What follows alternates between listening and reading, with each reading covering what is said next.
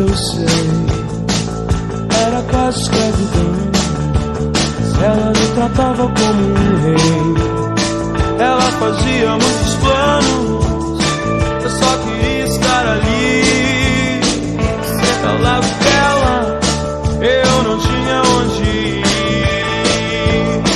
Mas egoísta que eu sou, esqueci de ajudar a ela como ela me ajudou, e não quis me separar. Ela também estava perdida.